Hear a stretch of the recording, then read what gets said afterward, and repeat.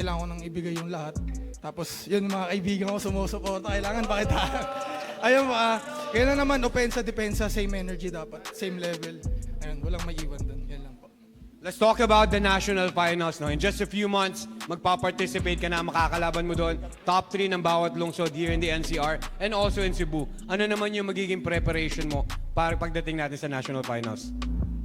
Ayun, siguro self-training ang gagawin ko dyan kasi mabigat sila eh.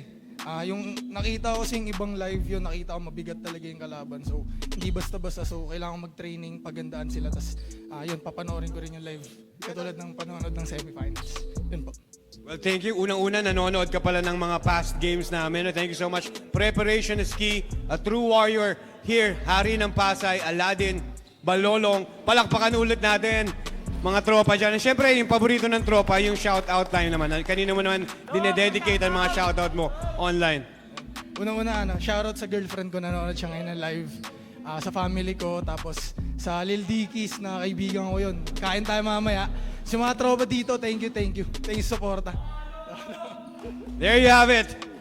Aladin Balolong. Last shot, sir. Solo lang, solo. Thank you so much. Palakpakan ang hari ng lungsod ng Pasay, Aladin Balolong. We'll be back in a bit with our post-game analysis.